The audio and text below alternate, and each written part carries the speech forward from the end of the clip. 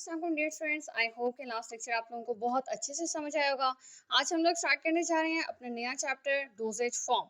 ठीक है, यानी कि तैयारशुदा हालत, आपके दवा की तैयारशुदा हालत, जिसको आप लोग डोजेज फॉर्म का नाम देते हो। इसके अंदर पहले पहले हम लोग कुछ डेफिनेशंस के बारे में पढ़ेंगे जो कि लाजमी है डोजेज फॉर्म चैप्टर के लिए, like pharmaceutics, drug delivery system क्या होता है और फिर डोजेज फॉर्म होती क्या है। ठीक है, फिर डोजेज फॉर्म किन चीज़ों से मतलब कि कितने कंपोनेंट से मिलकर बनती है, लाइक ड्रग कंपोनेंट हो गया, नॉन ड्रग कंपोनेंट हो गया, और फिर हम लोग आहिस्ता आहिस्ता करके नॉन ड्रग कंपोनेंट के पार्ट्स को पढ़ेंगे।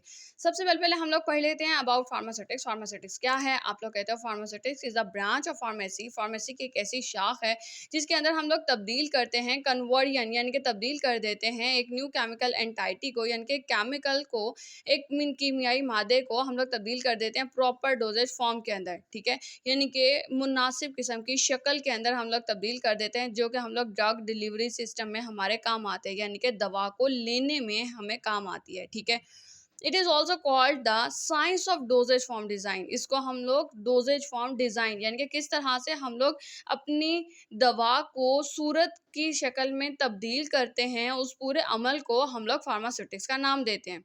ठीक है, हम लोग ये भी कहते हैं कि फार्मास्यूटिक कन्वर्ट्स, ये तब्दील कर देता है एक ड्रग को मेडिसिन के अंदर। ठीक है, यानी कि इख्तियारशुदा हालत के अंदर तब्दील कर देता है, एक ऐसी हालत जिसको आप लोग बआसानी कैरी कर सकते हो, एक जगह से दूसरी जगह लेकर जा सकते हो, पेशेंट को देने तक वो अपनी हालत को बरकरार रखेगा। ठीक है, और फिर वो पेशेंट की बॉडी में जाकर, वो किसी भी सूरत में आप ले रहे हो, इंजेक्शन या टैबलेट या कैप्सूल या फिर सॉल्यूशन या सिरप की सूरत में, तो वो फिर पेशेंट की बॉडी में जाकर अपना असर दिखाएगा। ठीक है, इस पूरे के पूरे मैकेनिज्म को या पूरे के पूरे इस प्रोसेस को आप लोग फार्मास्यूटिक्स का नाम देते हो। फिर ड्रग डिलीवरी सिस्टम क्या होता है? यानी कि दवा को लेने का अमल। ठीक है, it is administration of the drugs, यानी कि दवा को या मेडिसिन को लेना। ठीक है, यानी कि अब आप उसे आप लोग कैसे ले रहे हो, लाइक इंजेक्शन के तौर पे ले रहे हो, या फिर आप लोग स्किन के ऊपर लगाते हो टॉपिकली, या फिर टैबलेट या कैप्सूल की सूरत में ले रहे हो।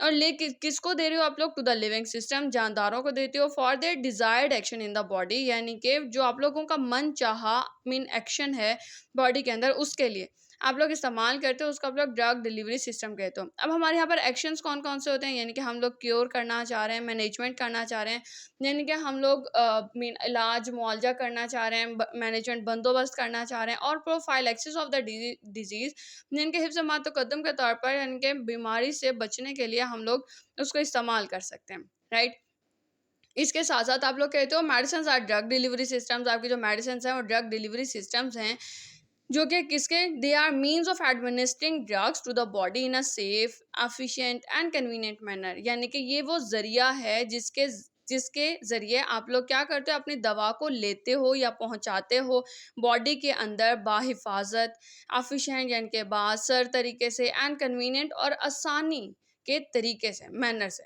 ठीक है, ये हो गया ड्रग डिलीवरी सिस्टम। फिर आप बात कर लेते हो डोजेज फॉर्म की, यानी कि आपकी तैयारशुदा जो हालत है दवा की, वो। ठीक है, आप लोग कहते हो ये आपके physical form of the dose of drug है, यानी कि आपके दवा की खुराक की जो बज़ाहिरी सूरत है वो आपकी डोजेज फॉर्म कहलाएगी। राइट, कोई भी फार्मास्यूटिकल प्रोडक्ट जो कि तैयार हो इस्तेमाल के लिए पेशेंट के लिए, ठीक है, तो आप लोग कहते हो उसको आप लोग डोजेज फॉर्म कहते हो। ठीक है, उसको डोजेज फॉर्म का नाम देते हो, यानी कि which is ready for the use of patient is known as dosage form.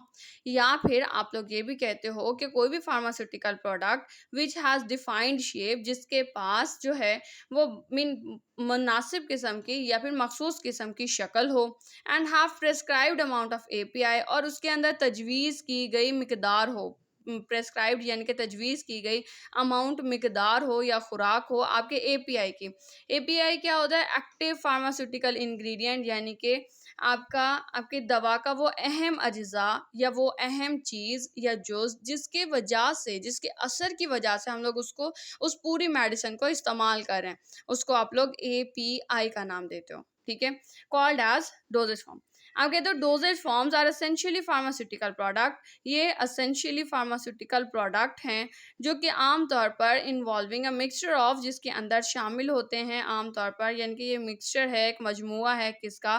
Active drug component का, और इसके साथ साथ नॉन ड्रग कंपोनेंट का।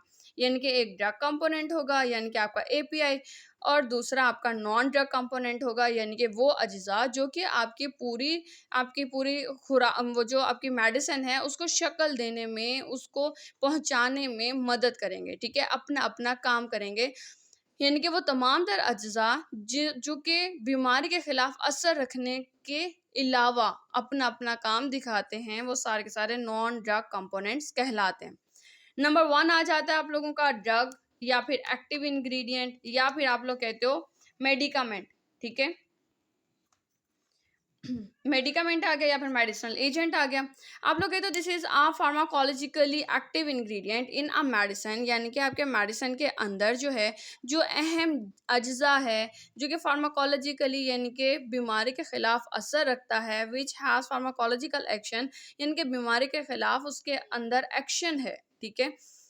तो उसको आप लोग ड्रग कंपोनेंट कहोगे, एक्टिव इंग्रेडिएंट कहते हो, मेडिकामेंट यानी कि दवा कहते हो, या मेडिसिनल एजेंट यानी कि दवाई ही कहते हो, right. As for example aspirin आ गया, इंसुलिन या डाइजॉक्सिन, इनके मुख्तलिफ किस्म के आप लोग लाइक एस्पिरिन आप लोग बना पूरी की पूरी आपके पास टैबलेट फॉर्म में आती है, वो आपके पास डिस्प्रिन आती है, और उसके अंदर एक्टिव इंग्रेडिएंट कौन सा होता है, उसके अंदर एक्टिव इंग्रेडिएंट होता है एस्पिरिन, राइट। इसके बाद आप लोग बात कर लेते हो उसके सेकंड कंपोनेंट की, यानी कि एडिटिव्स की या एक्सिपिएंट्स की, या फिर आप कहते हो नॉन ड्रग कंपोनेंट की, ठीक है। यानी कि वो कंपोनेंट जो कि अपने अंदर किसी बीमारी के खिलाफ असर नहीं रखता, लेकिन उसके अलावा उसका क्या काम होता है, to give a particular shape to the formulation, यानी कि आपकी दवा को एक मखसूस किस्म की शक्ल देता है। फिर to increase the stability of the product, आपके प्रोडक्ट के स्टेबिलिटी को वो बढ़ा देता है, यानी कि आपके जो प्रोडक्ट है उसके बरकरार रखने की, यानी कि अपनी हालत को बरकरार रखने की सलाहियत जो है होती है उसको बढ़ा देता है। फिर टू इंक्रीज द पैलेटेबिलिटी यानी कि खाने के काबिल बनाता है, एंड एलिगेंस और दिखने के काबिल बनाता है, यानी कि वो दिखने में दिलकश या फिर आप कहते हो कि खुशगवार बना देता है कि उसको बच्चे लेने में भी ना कतराएं, ठीक है, यानी कि उसको बआसानी ले लें और वो जिद ना करें, ठीक है। फिर एडिटिव्स में इंक्लूड इसमें शामिल होते हैं surfactants, diluents, vehicles, bases, stabilisers, preservatives, colouring agents, flavouring agents and sweetening agents. Actually जो आपका एडिटिव है वो एक ऐसा सब्सटेंस है जो कि एक्टिव मेडिकामेंट के अलावा है आपके फॉर्मुलेशन के अंदर, जिसके अंदर कोई भी which don't have any pharmacological action, जिसके अंदर कोई भी बीमारी के खिलाफ असर नहीं होता, ठीक है। एज फॉर एग्जांपल आपने सर्फेक्टेंट की बात की, तो ये एक ऐसा इंग्रेडिएंट है जो कि आपके डोजेज फॉर्म को स्टेबल रखने के काम करता है, ठीक है। दो ऐसे इंग्रेडिएंट जो आपस में हल नहीं हो सकते, लाइक पानी, वाटर एंड ऑयल, जो आपस में हल नहीं हो सकते तो उनको मिक्स करने के काम आता है।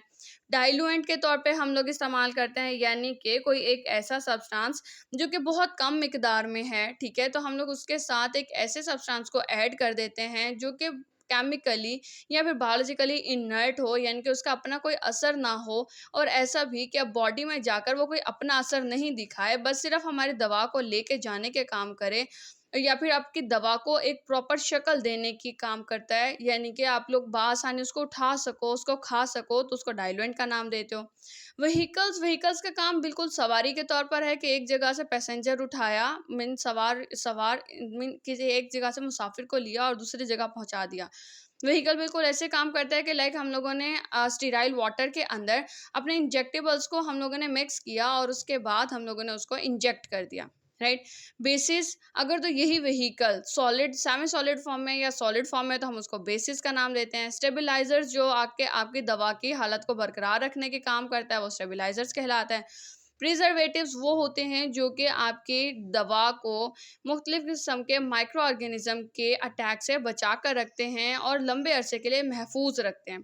कलरिंग एजेंट्स यानी कि जो कलर देते हैं आपके इंग्रेडिएंट आपकी दवा को, या फ्लेवरिंग एजेंट्स जो खुशबू और जायका देते हैं आपके मेडिसिन को, और स्वीटनिंग एजेंट जो कि मिठास पैदा करते हैं। लाइक अगर तो आपकी कोई भी ड्रग है और वो वो कड़वी है, ठीक है? और आपको पता है कि अगर हम उसको बनाते हैं तो उसको बच्चे नहीं लेंगे क्योंकि वो कड़वा जायका है उसका, तो उसके कड़वे जायके को छुपाने के लिए हम मुख्तलिफ किस्म के स्वीटनर्स इस्तेमाल करते हैं, इनके मिठास पैदा करने वाले, जो कि मीन आपकी कड़वी दवा को मीठा कर देते हैं, तो हम लोग उनको स्वीटनिंग एजेंट्स का नाम देते हैं, राइट?